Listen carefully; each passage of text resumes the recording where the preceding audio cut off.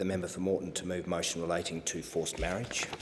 Call the member for Moreton. Thank you, Deputy Speaker. I move the motion relating to forced marriage in the terms in which it appears on the notice paper.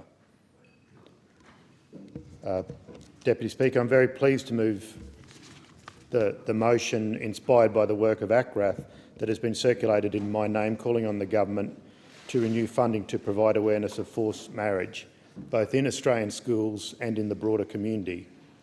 As a parent, I worry about my children eventually finding the right partner to navigate through life. My children are only young, 7 and 11, although Stan is 11 going on 28, but I said eventually finding the right partner. But the very idea of forcing our sons or daughters to marry someone that they have not chosen is abhorrent to most parents.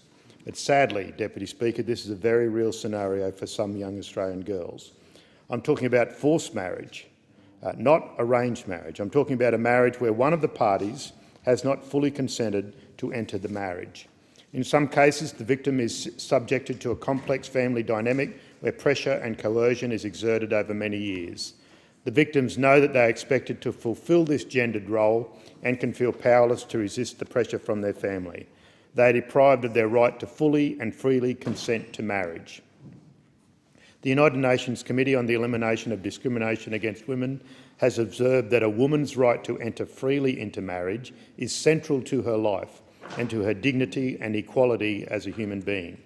Put simply, forced marriage is an abuse of human rights.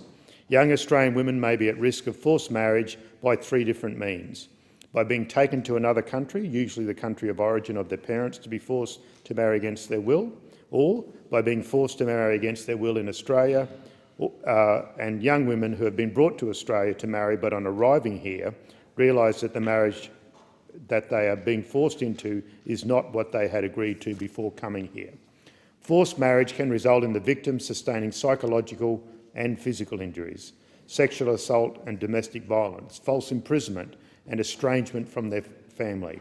Sadly, we know that this is happening in Australia right now.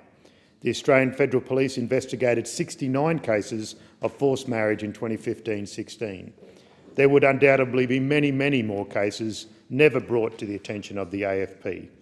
Many victims of forced marriage are reluctant to speak out against the family that they love, and the family members themselves often don't realise that their actions are wrong. A few cases have made it before the courts to prevent the forced marriage from taking place. In 2010, a 17-year-old Australian girl was about to be forced to marry in Lebanon, but she prevented the marriage by calling the Australian Federal Police. An Australian court then issued an order restraining her family from taking her outside of Australia. The family court made an order in 2010 to prevent the parents of a 14-year-old girl from taking her overseas to be married to another minor. She was also placed on the airport watch list.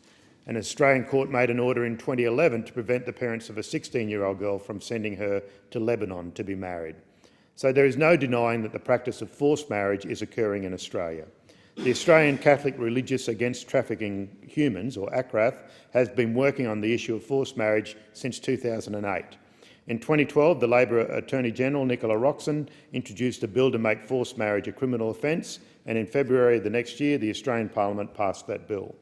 To raise awareness of this new law, ACRAF sought and were granted funding to run the Australian Forced Marriage Pilot Program in 9 schools in 3 states in Victoria, New South Wales and South Australia. From that pilot program, ACRAF reports that a number of community leaders were surprised to hear that the law existed. On many occasions, girls facing forced marriage have sought help from someone, such as a teacher, only to find that the expected help was not forthcoming, as the person did not know that the law was available or that there was support available. Professional development and support is crucial for teachers and school welfare staff. The need for community education is crucial. Through the pilot program, girls at risk of forced marriage were identified by the pilot schools. The great work that ACRAF have been doing needs to continue. The aim is to prevent forced marriage from taking place, and that can only happen with greater community awareness from programs such as this. So I call on the Turnbull-Joyce government to immediately renew funding for this crucial awareness program in Australian schools and in the broader community. And I note that the member for Mitchell has previously spoken about this topic in this chamber, and I look forward to the bipartisan support for this motion from the following speakers. Thank you. Do I have a seconder for the motion?